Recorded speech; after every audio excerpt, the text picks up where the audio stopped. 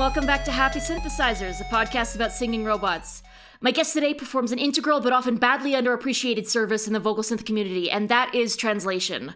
Gold is a native Spanish speaker who also speaks great English and some pretty solid Japanese. You can find his work over at GoldScans on Tumblr, where he's translated songs ranging from Vocaloid classics like Kokoro and Promise to much more recent works by folks like Picon and R906. He's also dabbled in making some music content himself, mostly cover works with Vocaloid 4. But we'll get to that later. In the meantime, Gold, please say hello. Hello, everyone. How you doing today? Well, kind of tired. The classes take a lot out of me. I bet, yeah. But whatever. Yeah, I'm out of university, but I certainly remember being pretty worn out by the end of the day. Yeah, and even more when half of the day is just speaking because of interpretation. But, yeah. Well, anyway, a little something... Such Such is life. is life. And a little more Yes. cheerful topic.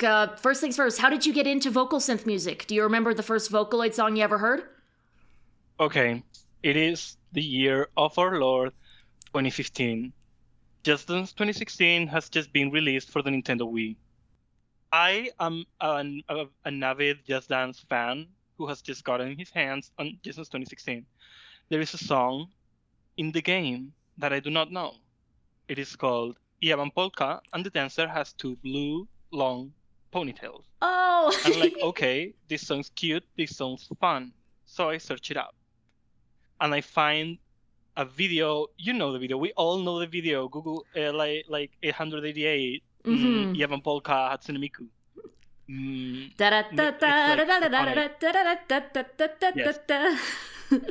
And from them on, just downward spiral into this world, like non-stopping. Like I got into the songs, then I wanted to talk to people about the songs, so I tried to find communities.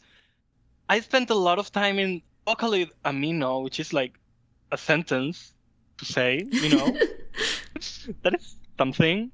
It happened, and then everything would just happen from then on. I think as somebody who's made a whole-ass Vocaloid podcast, I have lost the right to judge anybody for how they spend their time in any Vocaloid fan space, so good on you. Yay, Amino.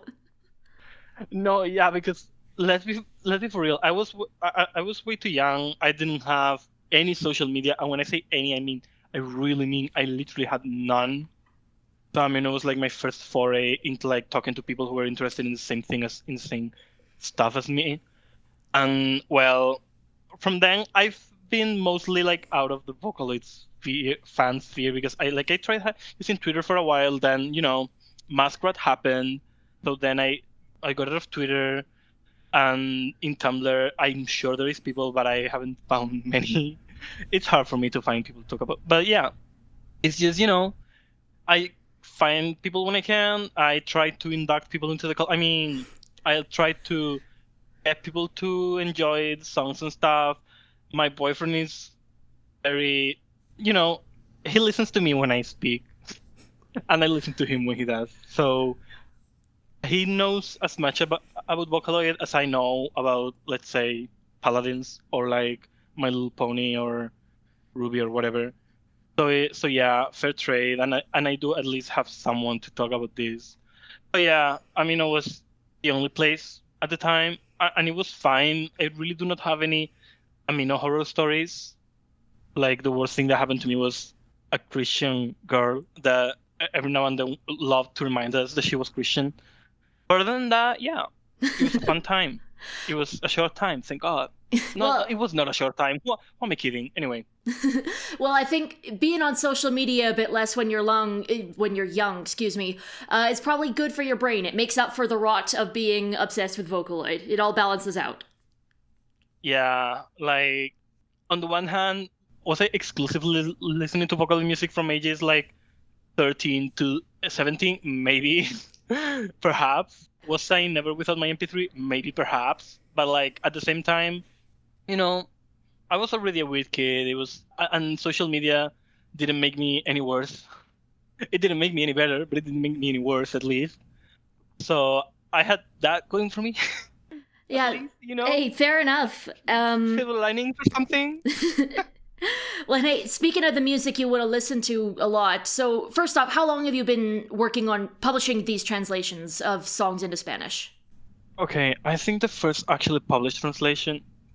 Okay, this is a fun story because I have worked on translations that are not on my blog because I don't know if you remember, but mukashi, a long time ago, YouTube used to have a community captions feature, you know, Yeah, and that never should have was gotten rid of that.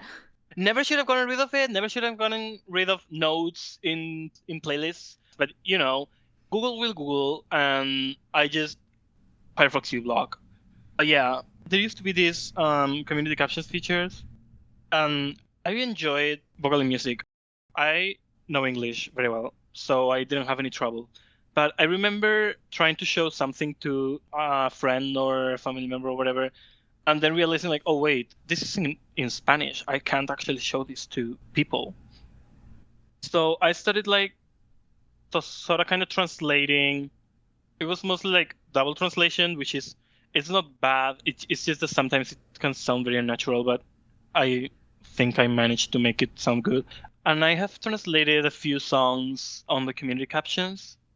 The first song that I translated was Hanauta Shopping by Luna, which I uploaded in one of my channels myself. And I actually did like email the producer to be like, hey, can I use your video to subtitle it to Spanish? And they were like, yeah, sure, go ahead.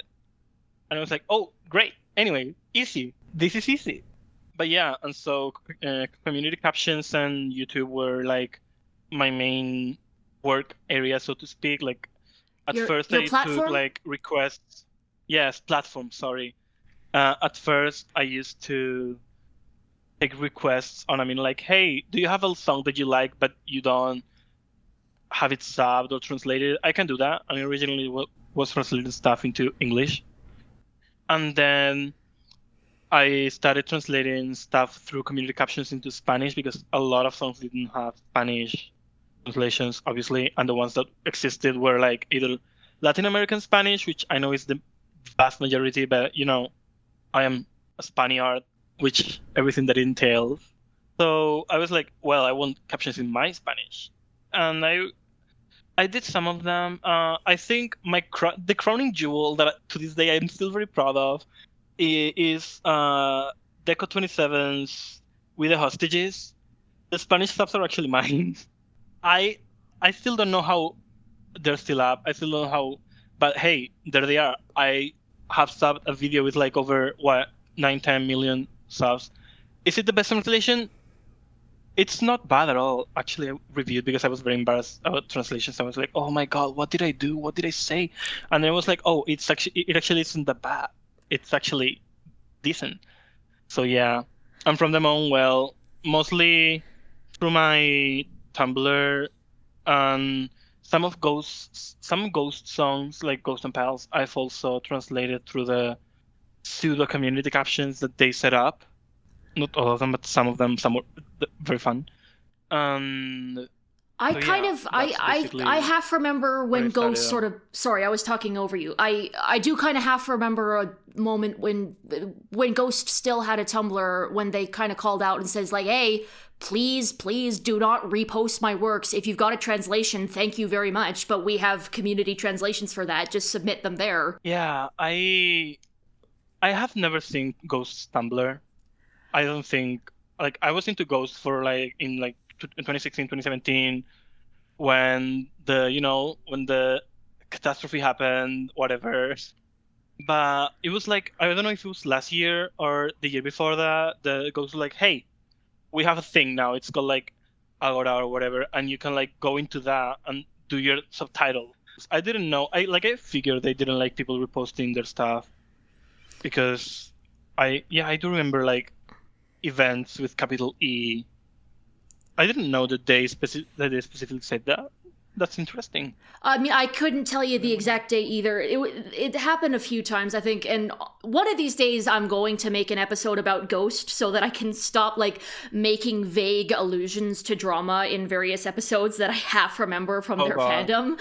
But today is not that day. I don't know when the Ghost episode is coming out.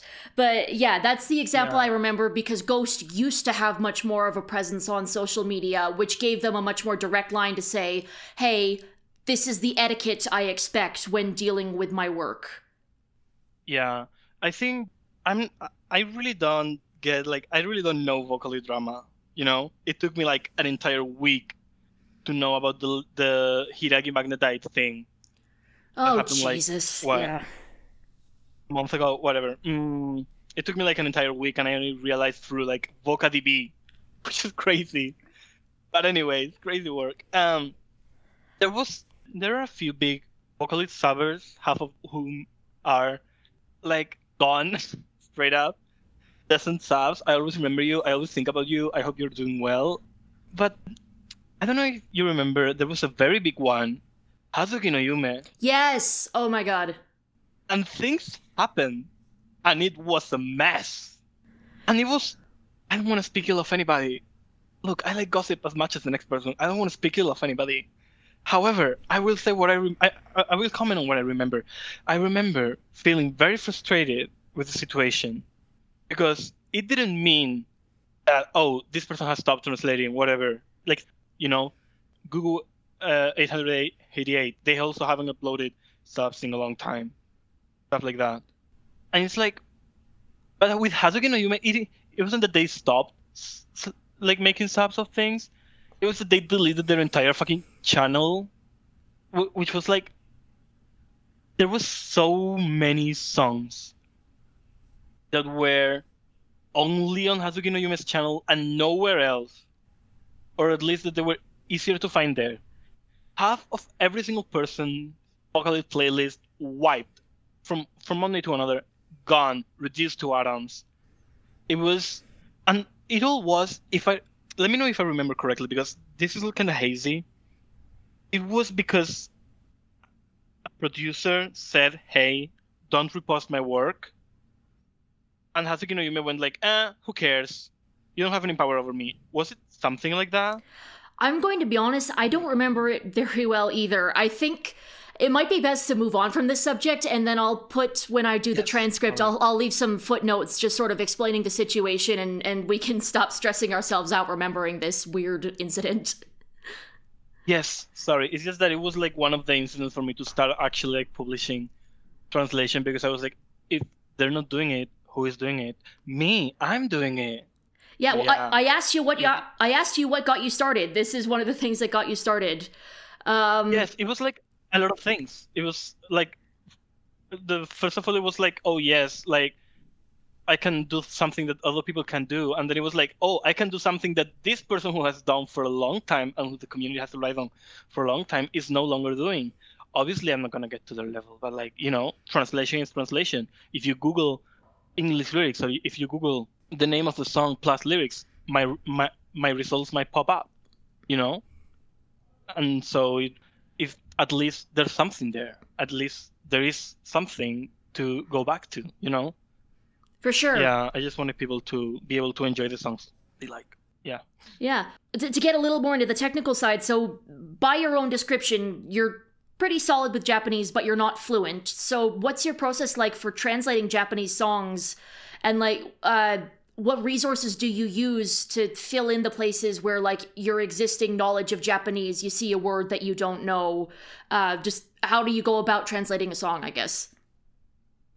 Yeah, okay, so when I translate a song, first of all, while one may think that English translations, like existing English translations of songs are useful for the Spanish translations to check if like the meaning is correct or whatever, sometimes the translation is just not good.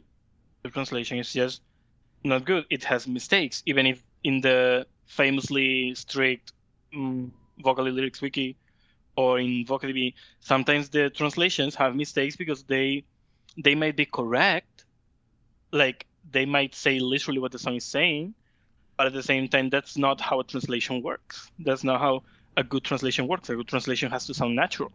So like the translation that's there might be overly literal and not getting some of like the metaphors or wordplay across. Yes. Or even if you don't, or even if they do get the metaphors, they get the point across, they suffer from what is commonly called Japanglish or Japonol for Spanish, which is like yes, this is English, this is understandable English, this is English that has a meaning that I can understand, but nobody who speaks English speaks like this. You know what I mean?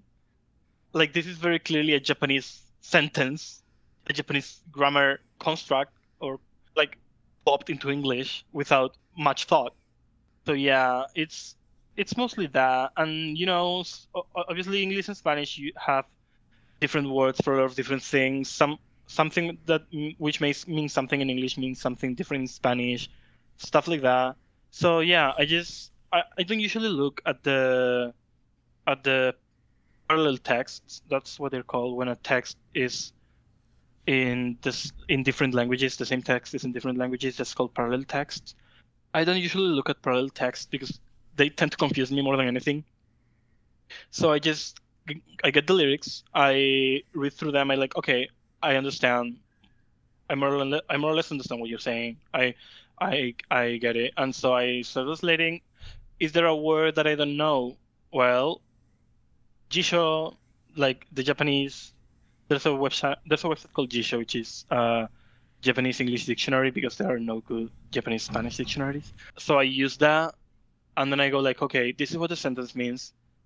How do I say this in Spanish so that it makes sense and so that it doesn't completely destroy the vibe of the song, Yes. And it's mostly just rinse and repeat of that.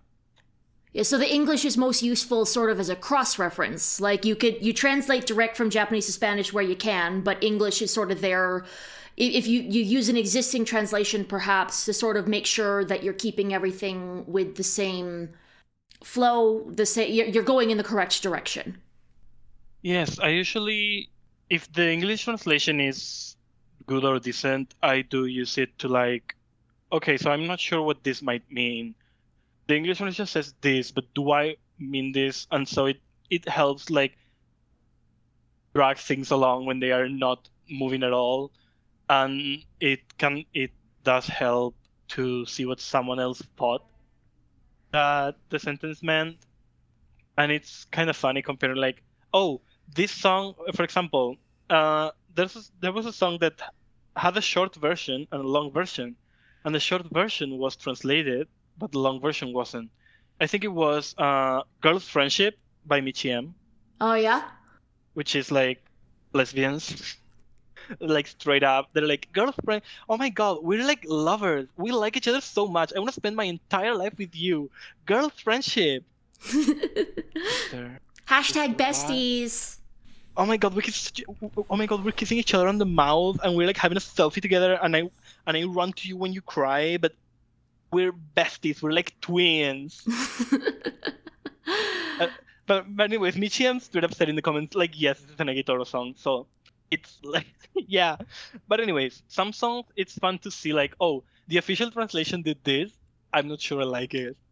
Or it happens a lot too with Deco 27. Deco 27 has lately, like, official Deco 27 translations are not rough, but they translate very poorly into Spanish, and you have to basically do them from scratch, and they take a lot of liberties, which I'm sure is just like, hey, this line wants to say this, but it would sound too dry in English, so we spice it up, Like Telepathy, the last song that got released like yesterday or 2 days ago, it has an insane amount of like wordplay stuff that was just made up for the translation. Oh, so that it would sound natural. Yeah, it's like the original line would say something like, I'm gonna lose harassment, in the sense of like, oh, I'm gonna lose you like, you're being annoying to me, and the official translation would be something like,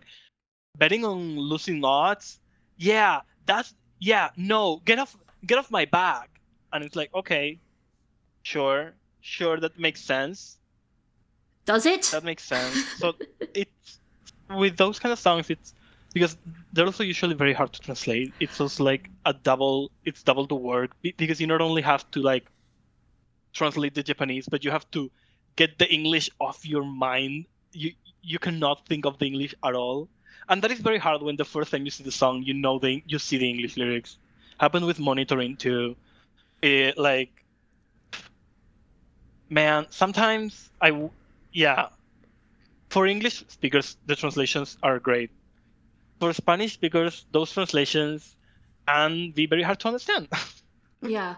Two thoughts on that. First off, right when you mentioned Deco 27 earlier in the interview, it did occur to me, is like, that must be really tricky because I know pretty much throughout his career, but arguably even more with his more recent stuff, he's a big fan of like weird puns and wordplay and double meaning. Because of course, like, and Japanese has a lot of words that, you know, they sound the same, but like they're written with different kanji or whatever. And he really takes advantage of that kind of double meaning, which must be a total headache. And then the second thought, just to your point about wanting to cross-reference, I like writing trans lyrics sometimes, you know, when you rewrite the lyrics to be able to like rhyme and fit the rhythm. Wherever possible, I really try to go from it more than one translation when I do that, because I mean, sometimes you'll see two different translations and there's ultimately nothing that different. But as you said, sometimes you get translations that are not very good, so you kind of want a second opinion.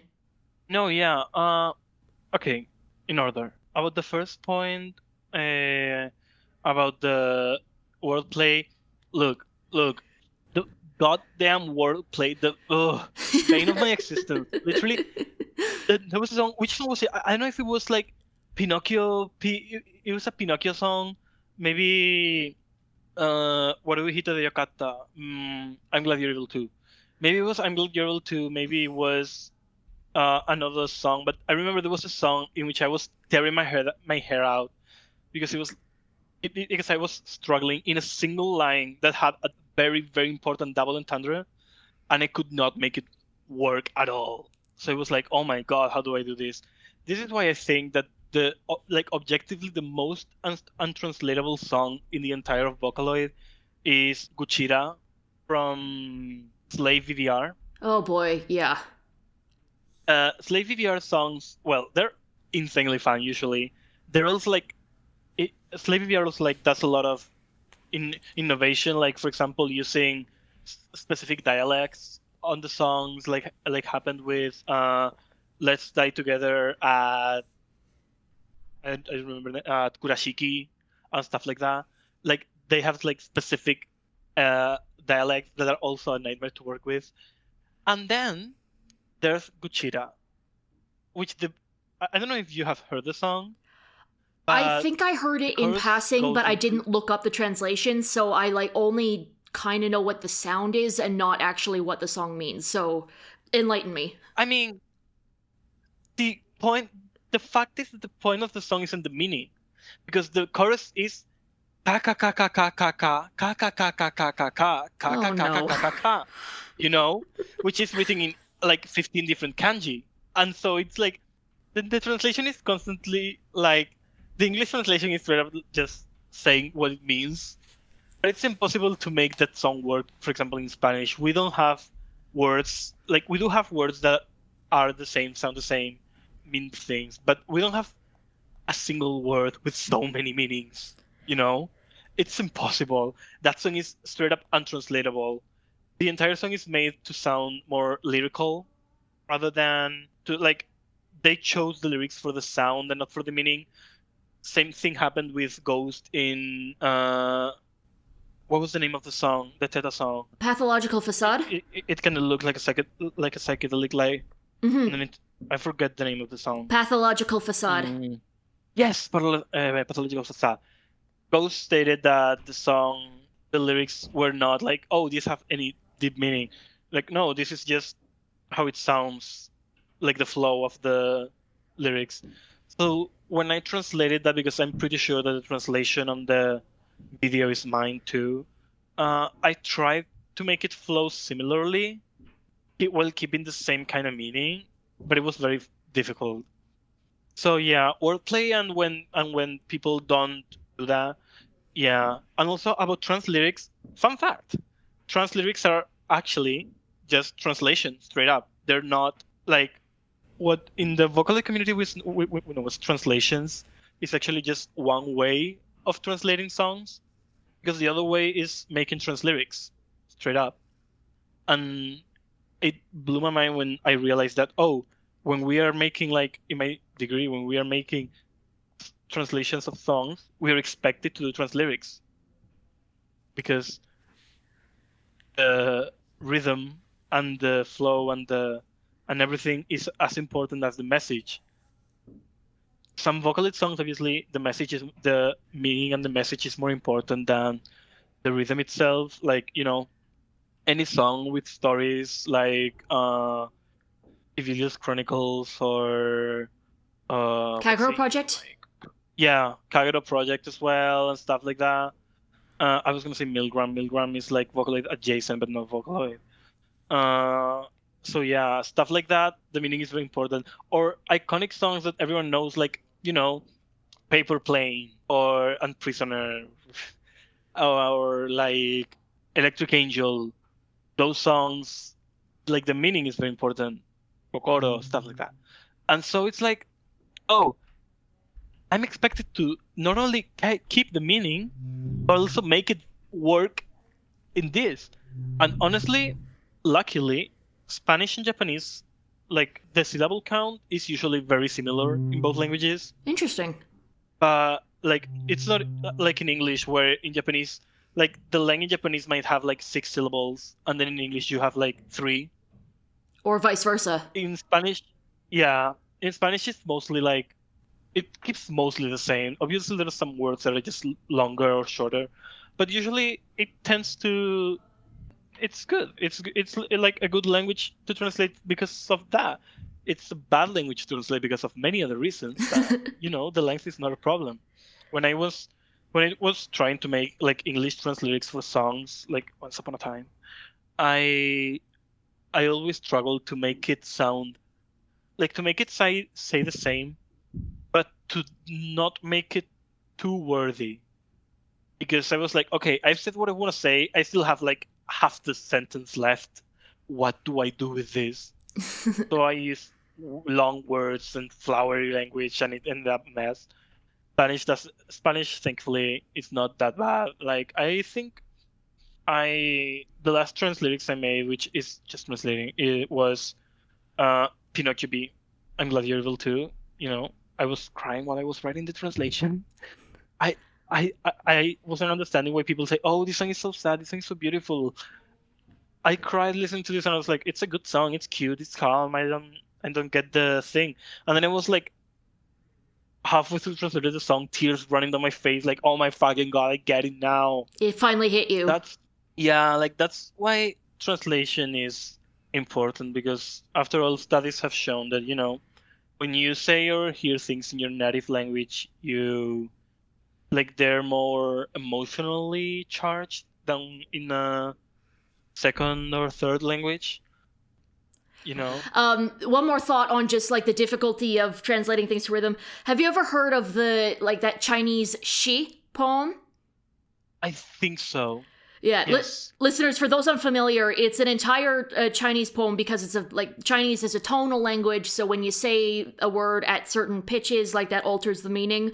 But it means that it's like an entire poem that consists entirely of the word shi over and over again. Shi, shi, shi, shi, shi, shi, shi, shi. And then you look up in English translation, it's just like, there was once a poet named Shi who lived in a cave and ate lions, and it's just something absolutely buck wild like that. So, I can only imagine the difficulties you find dealing with Japanese wordplay. At least you're not dealing with Mandarin wordplay. Or Cantonese, I think it might have been. I'm not getting into like any form of Chinese anytime soon. You can rest assured. It's intimidating. It is so intimidating, and at the same time, I'm bad at learning languages. So no, girl, no, get me out of here. I struggled so much with Korean when I was forced to take it for like a year. It was horrible for everyone involved. I do not want to repeat that experience. Thank you. Hey, you already speak 3 languages, which is, more than most native English speakers can say. So good on you for getting that far. No, yeah, and like I also can speak like a little bit of Portuguese and French, I guess.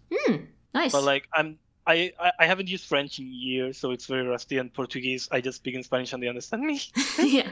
So like I don't use it either. But yeah, it's like at the same time I'm like, okay, I know 3 languages, I should be proud of this. But at the same time, it's like, okay, I know 3 languages and I still struggle with my first language. What is going on here? I think we all have our moments like that. On that note, though, so Synthesizer V now supports Spanish, and seeing how there hasn't been a new Spanish Vocaloid since Micah, which is more than 10 years ago, which is wild and makes me feel old, how excited were you to find out that there would be new Spanish-capable voice banks again? Oh, I was so excited. Like, okay, to preface this, one of my favorite parts of Vocaloid covers and Vocaloid stuff is forcing voice banks to sing languages they can't sing. Yeah.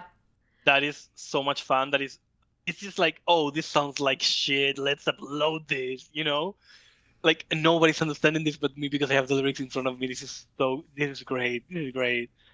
And Synthesizer V has it's built that a little bit because now anyone can sing in any languages, and I really like fucking around with phonemes and phonetics, and that's really trying to make Dinah actually sing 2 notes one after another instead of going silent in the second note. That's a Dinah bag, by the way.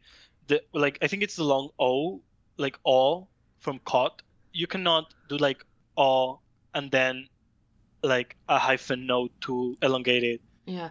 The weirdest thing I always twice. Having worked with that, the weirdest thing I always noticed with her is that her H sound was so choppy. Like you add some voice banks, I'd like to put in H at the beginning of a vowel note, like just sort of make it kind of breathy. But I couldn't do that with Dinah because it would just make it sound. It was like it sounded so strange. I love Dinah. She sounds nice, but she had some issues. Have you tried using Micah's her H sound? Yeah, she's got like an English style H sound, and then she's got like an X, which is more of like a guttural. No, yeah, Micah has the English H, which is also great for Spanish actually, and the Spanish J, which is like J/G, which is like jota. Mm-hmm. But the thing is, when usually some people, me included, sometimes put the English H phoneme or English Japanese H phoneme at the end of a word or a vowel to make it like the Vocaloid is breathing out, right? Yeah. Micah's H is so messy that if you try to use it alone and you make it longer than the shortest possible thing, you get a horrible ear grating sound. Scratchy. And it has ruined. I got so used to hearing that horrible sound in a cover of, I think it was Symphony by Clean Bandit. That when I listen to the original song, my mind automatically adds it to the song because it's like an entire note on its own. It's like an entire syllable. There's and chopped up and distorted and unlistenable. It's so much fun. It's so much fun. Micah's, honestly, I wouldn't say my favorite voice bank to work with, but she's one of the best Vocaloid voice banks out there. I genuinely think so, because you can just mold her to whatever you want her to do. I still think Micah's the best Spanish voice bank ever released. Sorry, Synthesizer V. I like my queen choppy and with no future updates. Fair enough. And in fairness to Synthesizer V, I don't think there's any native Spanish-speaking ones yet. It's only AI Spanish that we've heard. So I think they've got that Opera one coming out, and I believe that she's native Spanish-speaking, but Opera is obviously a whole other can of worms, so... Oh, yes, Opera. The whole thing Prim and Tony are created for, and thereafter never used for. It's like, okay, it's an opera voice bank, it's great, we're getting an actually functional opera voice bank, But at the same time, it's I kind of feel sad because Saros is Spanish, which I think is the only current Spanish voice bank that actually has actual Spanish recordings or something, right? Data? Yes. I'm not sure if it's the only one or if the other new Eclipse Sounds voice bank whose name I can't remember. Nil? Yes, I remember the design. It was very pretty. I'm not sure if this other voice bank also has Spanish data.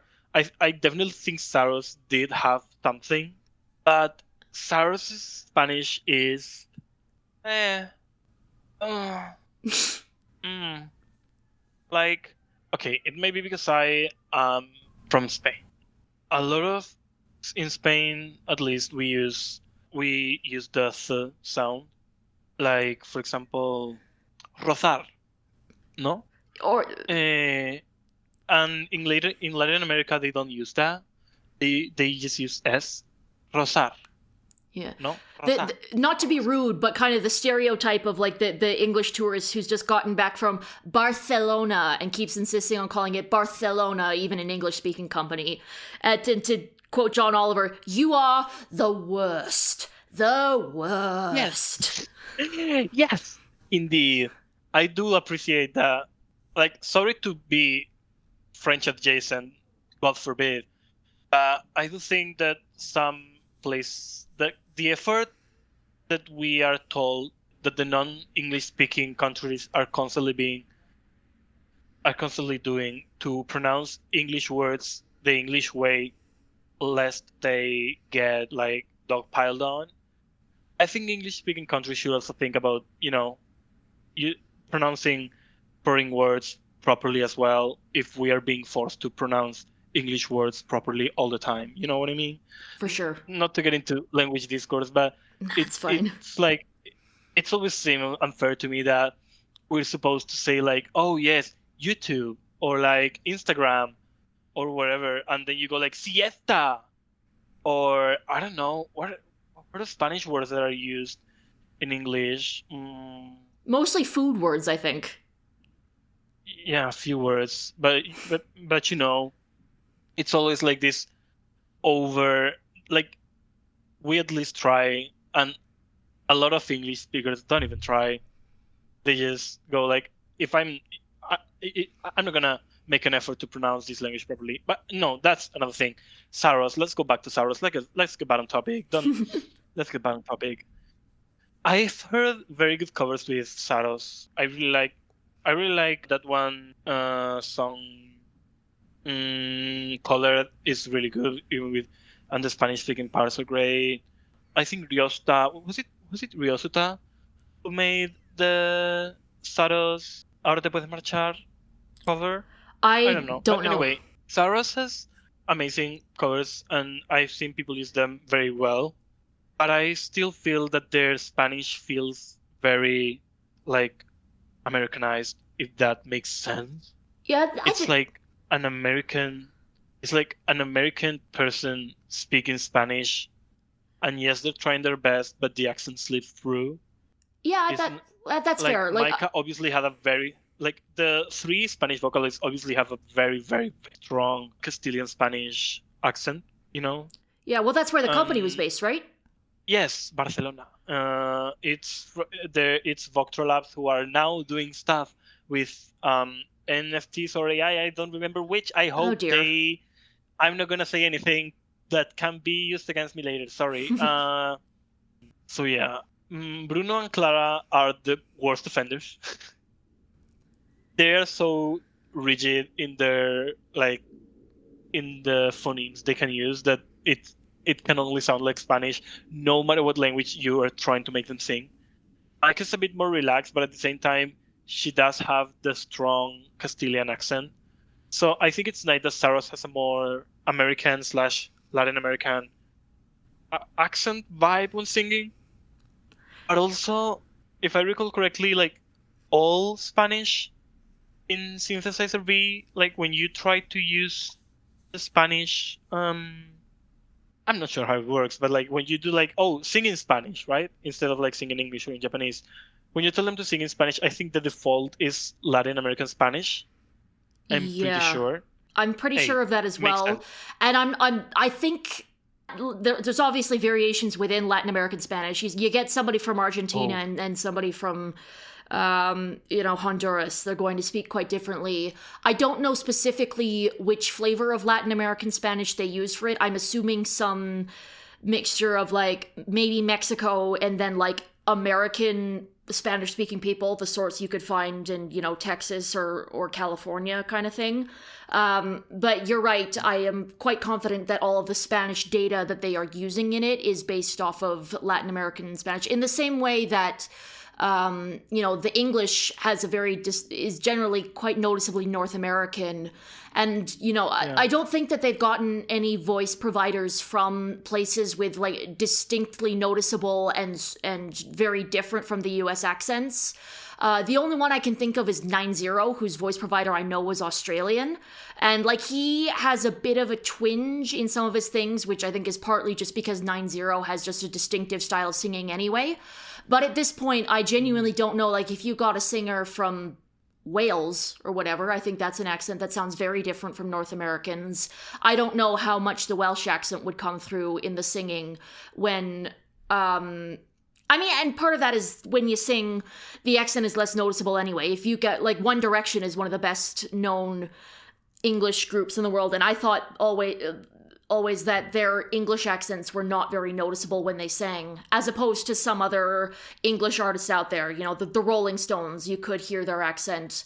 The Proclaimers, Adele. very famously, are very thick Scottish. Well, I would walk 500 miles. And of course, Adele, it depends on the song, but you are right that some of them you can hear the English coming through. So, long-winded way to say, I definitely hear where you're coming through about the frustration of that Spanish being so different from the one that you're working with, even if it is exciting in abstract to think, oh, more Spanish content will exist. Yes, I do have to say, I understand the business decision because after all, Spain is Spain and Latin America is like a continent and a half, more or less. So it's like a lot more people that are probably maybe gonna buy the thing. And it's like, I understand, but at the same time, it's obviously this could be too advanced for like synthesis to be. But if you could choose like a specific preset, like, hey, I want this to have like not even Spanish, but like English too. Like, imagine being able to like, okay, sing in English, and you could have just like, for example, just two, British and American. British English would have like more closed consonants and like less R's. And a general Britishness, and then US American, and Spanish, it could be like, okay, Latin American, which Latin American Spanish doesn't exist, by the way. It's something that was created just to it's an umbrella, just to be able to chip out on dubs and stuff. It's basically Mexico Spanish, but I think there were like some vocabulary changes, so it would be more general. But it's exactly what you said. A person from Argentina is not gonna speak anything like a person from Honduras. It's impossible, and it would be a lot of money. So I understand that why they choose to actually make it Latin American, and you can always swap the phonemes, and voila, you have like Castilian Spanish with a few phonemes. But yeah, and you're also right. Like, accent doesn't usually come across when singing. There are some singers that are very, very noticeable, very noticeable. But also, I would say that some Vocaloids are very noticeably from one place or another. Like Dex and Dinah are immensely American. Yes. Like, to an incredible amount. Oliver, like, once you're able to get past the muffle, he's insanely British. Yeah. It's fun to have options, but at the same time, I understand that obviously the base is going to be Latin American. I don't mind. More power to them. If they think that's going to be better for the market, it probably is going to be. Then go ahead, Slay. For sure, they're going to eat whatever. And I always like tinkering with phonetics. So if they're going to take away my forcing voice banks to do stuff, then at least I'm gonna be able to still tinker with the phonetics to make it sound exactly like I want it to sound, Absolutely. It's always a fun challenge. It's always fun. Yeah, I'm currently working on. I've got a gazillion different covers in the pipe, but I'm working on a cover Real. of the song went viral about this past year. Harpy Hair by Yale Oker. I do not know that. I have not had TikTok since 2020. I honestly I didn't find it on TikTok either because I don't have it Oh, either. I just a friend of mine like it crossed my path eventually. But my point is the singer, okay. the singer I believe was the singer is Icelandic father, Filipino mom, mostly raised in Reykjavik, I think, but affects a very strong English accent for their performances. So it has been fun kind of messing with the phonemes, trying to do a similar Yes. effect. There was a Vocaloid for cover that I tinkered around with. I don't know how popular it was. I don't know how well known it was. The Havana cover of uh the Metal Gear song. Uh, what, what was the song called? Like it's very well known. Like I'm drawing a blank as well. I'm drawing a blank as well. I'll put a footnote in. Yeah. Not for color, just for you. Snake Eater. Ah, Oh my god. Anyway, Snake Eater. Yes. There was an Havana cover of that song, and it got some twangs and some things so well. Like it was so similar to the original like singer's enunciation. It was crazy. I was obsessed with it. I downloaded the VSQX and immediately started tinkering away. I think with the new synthesizer V feature of like, hey, you can upload like an audio file and we can get the data from there, you know, it is a bit easier. It's definitely easier to do. I remember hearing what was it? A rose cover? No, it was Mocha. What's Mia her Mai surname? Mocha. Mia Mai Mocha. Yes, her. Mia Mai Mocha. I heard the Mia Mai Mocha cover of Real Man by Mitski, Mm. and it sounded exactly like Mitski. Like apart from the timbre, is it the same Timber. in English? Like Timber. the color? No, I think it's the color. Like the color of the voice obviously is different, but the enunciation, the way the vowels at the end are elongated, the vibratos, everything was like exactly the same as Mitski. It was crazy. I sorry for shilling, sorry for being like, hey, you should go watch Discovery right now, but you should go watch Discover right now. It's Real Man by Mitski, but it's like featuring Mia Moka. I think it's by cover artist FKUUKL, I'll put which a is link in the transcript, so I'll add a footnote. yes, they're honestly one of the best people, one of the best cover artists I have heard lately. They're just so good. They are lately using some voice banks that I don't see much use.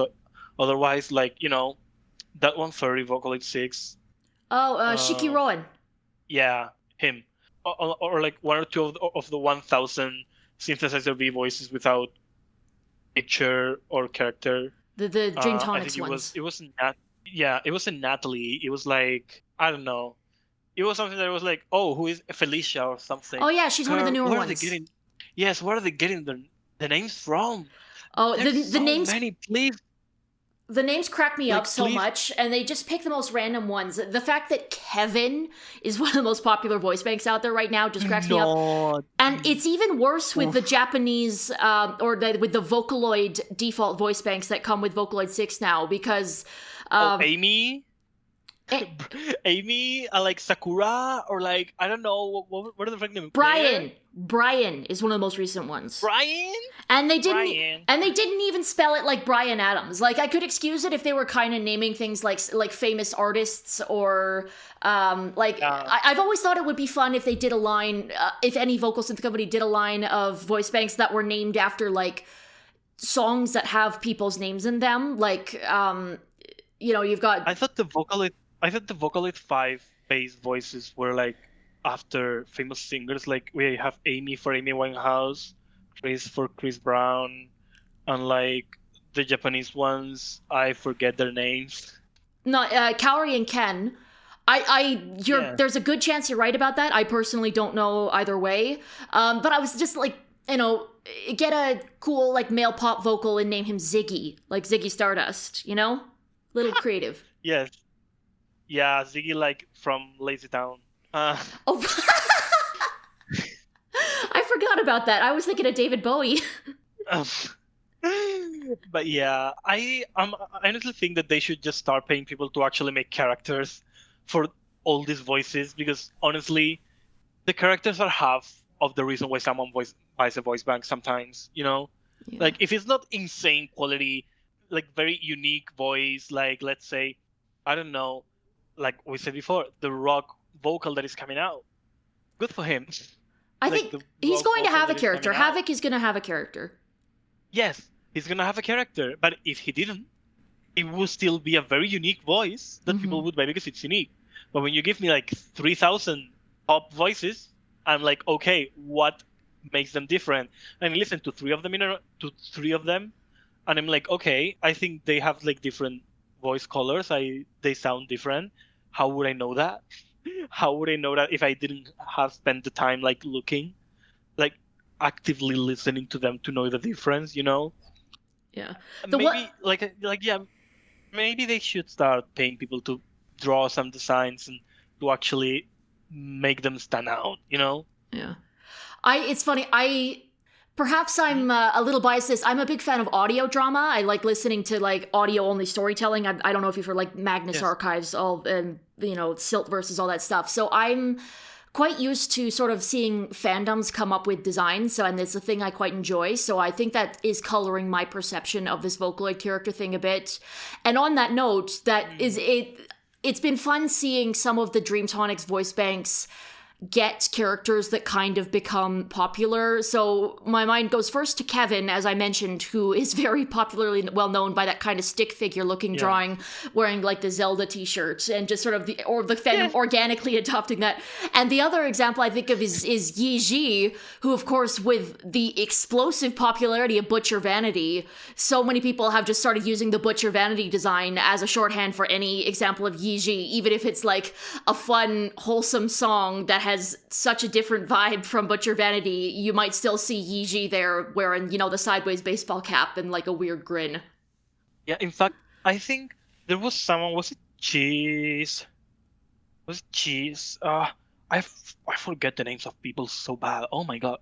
But like, wasn't there someone who made designs for like the earliest Dreamtonics synth voices? Man, can we just call everything Vocaloid? It's so much faster. Anyway, and like, I don't remember. Like, they did a very popular design for Mai, for example, with like pink hair with a yellow. Yeah, and undertone. it's kind of like she's got like blunt bangs and it kind of goes down to her waist and she kind of looks like a Yeah, like that person did a lot of designs, and I've seen them used very widely, but there are so many voices that just don't have any designs. Straight up. I mean, So yeah, I do understand where you're coming from with like, hey, it's fun when people do this, but at the same time, it's like people do that anyway with vocalists that already exist. Like, how many Hatsune Mikos have you seen in your entire life? Like 1,000 more. Like people already do that. I saw a while ago some redesigns for, who was it? It was like Luca or some of the Kryptoloids that didn't have anything to do with their original designs, and it still fit them. And I was like, oh hey, this is crazy, this is good, yeah, It's like, the it's Krypton sorta vocal, like it's how, yeah, I understand where you're coming from, but at the same time, it's like, at a certain point, I'm not good at recognizing voices unless it's like a specific 3 Vocaloids that I love and I'm obsessed with. So it's very hard for me to know, hey, this is Natalie. Hey, this is Felicia. Hey, this is, I don't know, not Saki. She was one of the earliest. No, yes, Saki. She has the most normal voice to ever normal. It's like, girl, I need something to recognize these people with. I don't know anymore. Dreamtonics, please. well, Give me something, Hey, you know what? Fair enough, and no need to apologize for this. Like, how boring would this podcast be if everybody that I brought on board like agreed with me on everything? Nah, like differing opinions. That's the spice of life. Yes, exactly what I was gonna say. Oh my god, telepathy. Telepathy. To wrap things out, one more opinion I'll ask of you. Notwithstanding that we've just been discussing like the abundance of voice banks out there, if hypothetically you could get anyone in the world to record a voice bank with a character of a fun design or whatever, what singer would you ask to sample? Who would you want to sing the ultimate voice bank for you? I'm gonna say two. One for English and one for Spanish. Go for it. For English, I'm gonna be a very basic gay, and I'm gonna say Lady Gaga. Oh, that'd be fun. Because I honestly think her voice is very unique, and the attempt, like even back in 2000 and whatever, when do you remember Circus making Gagaloid? Yep, she sang "Love is War." Yes, that iconic video. I was obsessed with it, and I still think that that Lady Gaga. Since the voice bank, let me specify this. I don't want Lady Gaga going into Vocaloid 6. Nobody deserves that. You gotta get out of there, you know? Yeah. I think that a Lady Gaga voice bank would be very unique in its tone and its diction, and it would be very popular, because if it's something like Kafu, that it sounds similar enough that people like it, but dissimilar enough that it doesn't completely eliminate the need for Gaga, you know what I mean? Yeah. So like, maybe, for English, I would say Lady Gaga. Otherwise, I would have said Amy Winehouse, but, rest in peace. Mm-hmm. She died while I was in London. Anyway, and then for Spanish, okay, first of all, we don't know the voice providers for any of the current 3 Spanish voice banks. That is a fact. And that is something I'm still mad about. Because I think I deserve to know at least Maika. There has been a lot of speculation about Maika. And one of the options thrown around was the lead singer of La Oreja de Van Gogh. Leire. Her name is Leire. There is another one more well-known, but I don't care about her. Sorry. She did well, and she did popular songs, but also her time was over by the time Maika appeared. Anyway. Yeah, because it was thrown around that the lead singer of this group, La Oreja de Van Gogh, was the voice provider for Maika, because a cover of a song was so similar to the original, and I think that the very unique voice the singer Leire Martinez has would be great, like amazing for a Spanish voice band. Because it's also so distinctive, and it's a voice that can be very soft, but at the same time can be very like loud. It's not like I don't know, Zunko, who can only like struggles to even be normal volume, or like I don't know, Ruko Kire, who you can't make sing without desperately screaming. I think it would be a very good option, but pipe dreams, all that, it's so expensive. There are like 3 companies, and none of them care about Spain. So this is purely hypothetical, indulgent, sending out a wish into the world. So say who you like. Lady Gaga and Lady Martinez, you said? Lady Martinez, sí. Maybe by the time Deltarune is fully out, we'll get like a Castilian Spanish voice bank, Yeah, it'll be fun. But anyways, thank you so much for having me on here. Yeah, thanks for reaching out. I was when you sent in your email, I realized I was kicking myself a little bit. Like, I should have, when I put out my post saying, "Hey, please get in touch." I was thinking, a translator. That's so smart. I should have put translators in the thing. So I'm very glad that you reached out. Oh, no problem. I just reached out because I was like, okay, so I've made like 3 covers that I published in my entire life. I do translating. I hope this counts. Please let this count. I want to talk with someone about this. Well, and it counts because we've had a nice, interesting conversation about vocal synth, and that's kind of the whole point of the podcast, is to yap. So, It is, isn't it? Yeah. But alas, the time for yapping is probably about done. I should wrap up. But thanks again. See you around, and take care. No, thank you for giving me this opportunity. And, well, you take care as well. All right. Links in the description to all the music that we've mentioned. Take care. See you around. Special thanks to Gold for joining me this episode. If you'd like to support the podcast, I've just launched the Happy Synthesizers Patreon feed.